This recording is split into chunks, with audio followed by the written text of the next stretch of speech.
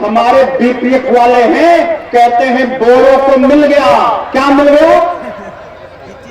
क्या मिल गया भाई? बीटीआर मिला। क्या मिला आप लोगों को? पेट भर गया? बीटीआर मिला तो पेट भरा? कुछ महसूस हो रही ताकत लग रही है? कुछ नहीं लगे। तुम झूठ बोलते हो बोरो नेताओं। तुम्हारी झूठ केवल 4 महीने के अंदर नंगी होने वाली है। 4 महीने में नंगी हो। बोरो को कुछ नहीं मिला, सब बोरो नेताओं को मिला है। बोरो जनता को कुछ मिला नहीं है। इसलिए सारे बोरो भाई, वोटर्स पार्टी को मजबूत बनाना है, यही आपको देगी। अगर बोरो में इस बार बोरोलैंड में बीटीआर में वोटर्स पार्टी की सरकार आएगी तो अब हम लोग क्या करेंगे? हम 6000 तो नहीं दे पाएंगे, लेकिन बोरोलैंड एरिया में अगर सरकार जीतती है तो वोटर्स पार्टी 500 रुपया हर आदमी को चालू करे। 500। हम 6000 नहीं देंगे, झूठ नहीं बोलते। जो पैसा दिल्ली से बोरोलैंड में आया है वो हम बोरो एरिया में बांट देंगे। तैयार हो के नहीं? तैयार है? इसलिए अगर बीटीआर में इस बार वोटर्स पार्टी आएगी तो हम 500 रुपया चालू करेंगे, और अगर आसाम में सरकार आएगी तो 1000 रुपया चालू करेंगे। अगर इंडिया में सरकार आएगी तो 6000 चालू करेंगे। धरती के पूरब की जब सरकार बनेगी तो 25000 चालू करेंगे, और जब दुनिया की सरकार बनेगी तो 40000 वोटरशिप चालू करेंगे। 40000। ये एबी वाले नेता बहुत नाराज हैं। कहते हैं आप दुनिया की सरकार क्यों बनाओ? हम कहते ठीक है, तो इंडिया की सरकार क्यों होनी चाहिए? तब तो इंडिया की सरकार नहीं होनी चाहिए। भारत के 30-32 प्रदेशों की एक सरकार क्यों होनी चाहिए? अच्छा चलो कोई बात नहीं, फिर आसाम की सरकार क्यों होनी चाहिए? फिर बोरोलैंड की सरकार क्यों होनी चाहिए? फिर जिले की सरकार क्यों होनी चाहिए? अगर तुम कहोगे कि दुनिया की सरकार नहीं होनी चाहिए तो भारत की सरकार क्यों होनी चाहिए? अगर दुनिया की सरकार नहीं होनी चाहिए तो पाकिस्तान की सरकार, आसाम की सरकार क्यों होनी चाहिए? दुनिया की सरकार होनी चाहिए। ये यूडीएफ वाले हैं, AIUDF, ये मुसलमान दाढ़ी बढ़ाने वाले है ना। यूडीएफ वाले क्या करते हैं? यही यूडीएफ वालों ने आसाम में बीजेपी की सरकार चला रहे हैं। अगर यूडीएफ वाले मुसलमानों की वोट कांग्रेस से अलग ना करते तो क्या आसाम में बीजेपी की सरकार बनती क्या? मुसलमानों का दुश्मन कौन है? आसाम में मुसलमानों का दुश्मन कौन है? बदरुद्दीन अजमल मियां। अब बोरो का दुश्मन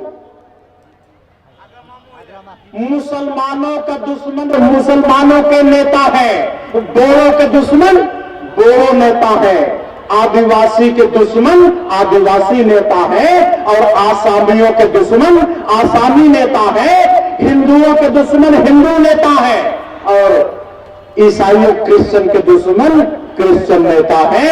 तुम्हारा नेता ही तुम्हें गरीब बना के रखे हुए है। तुम्हारा नेता, तुम्हारे नेताओं ने वोटरशिप का आंदोलन मानने से मना कर दिया है। तुम्हारे नेता यहां नहीं आते, उनको बुलाया जाता है, नहीं आते। इसलिए सभी नेताओं मुर्दाबाद और सभी वोटर जिंदाबाद, ये नारे लगाने पड़े। ठीक है कि नहीं भाई? एक पूरे इंडिया में एक प्रदेश है आसाम। सारे इंडिया में बड़े लोगों का राज चलता है, आसाम ऐसा प्रदेश है विद्यार्थियों का राज चलता है। किसका? स्टूडेंट। ये स्टूडेंट नेता, विद्यार्थी नेता दिल्ली गए और दिल्ली में साइन कर दिया। दस्तखत कर दी, मालूम कि नहीं? आज 20 साल 25 साल हो गए, आसाम के विद्यार्थी नेता दिल्ली गए और दस्तखत कर दिए क्या कि आसाम में बांग्लादेशी है। आसाम के जो स्टूडेंट नेता हैं, ये जो विद्यार्थी के नाम पर राजनीति करते हैं, इन्होंने अपने मां बाप को कहा कि हमारे मां बाप भी चोर हो सकते हैं, चोर। हमारे मां बाप बांग्लादेशी हो सकते हैं, हमारे मां बाप पाकिस्तानी हो सकते हैं। दिल्ली वालों आओ और जांच करो। ये अपमान है कि नहीं? ये एम्बेरसिंग और इंसल्टिंग है कि नहीं भाई? इसलिए ये जो स्टूडेंट की पॉलिटिक्स है, ये आसाम में बंद हो। आसाम की राजनीति बड़े लोगों के हाथ में दो। बच्चे तो बच्चे ही होते हैं, बच्चे बच्चों जैसे ही काम करेंगे।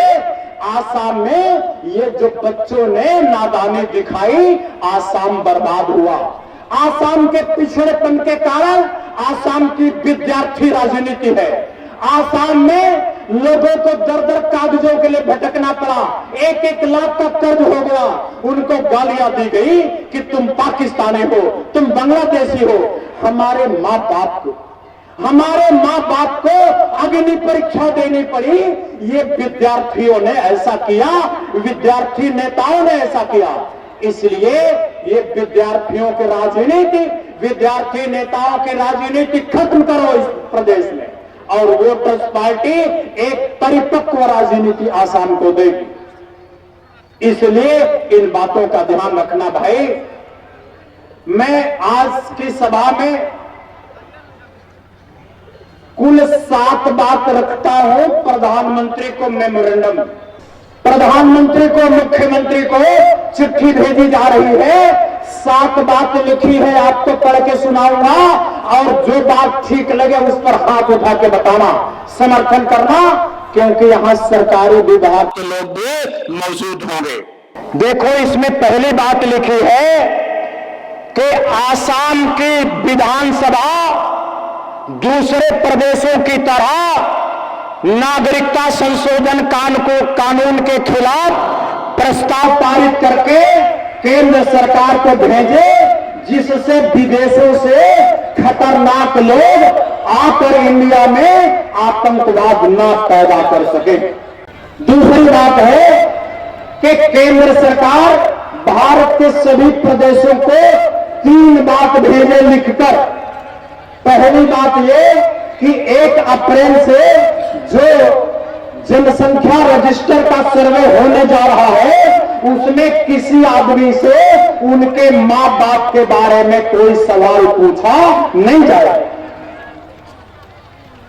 मां बाप के बारे में आप जनसंख्या गिन रहे हो, मेरा सिर गिनो, मेरे मां बाप का, मेरे बाप का सिर गिनो। आप उनके जन्म के बारे में कोई बात नहीं पूछ सकते। दूसरी बात कही जा रही है कि भारत की सरकार भारत की संप्रभुता का सम्मान करे।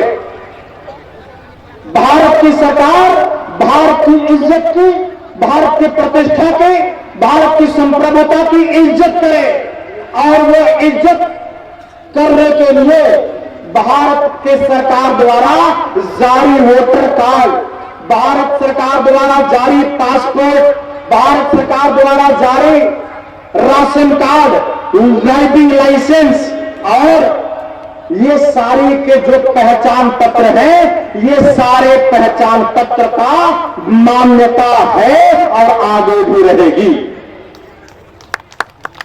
और आसाम में दूसरी बार से अब नागरिकता का एनआरसी सर्वे नहीं होगा। प्यार है कि नहीं? अब तीसरी बात कही जा रही है कि आसाम की सरकार एनपीआर का सर्वे करते वक्त एनआरसी के नाम पर जो नुकसान हुआ है, आसाम के हर आदमी के बैंक खाते में 1-1 लाख रुपया जमा कराए। अगर तुम जितनी बार एनआरसी कराओगे, उतना 1-1 लाख जमा होगा। तैयार है कि नहीं? क्योंकि एनआरसी देश की जनता की जरूरत नहीं है। एनआरसी जो मेंटली बीमार लोग हैं उन पागलों की जरूरत है। ये पागल लोग एनआरसी करें, एनआरसी समझदार लोगों की जरूरत नहीं है।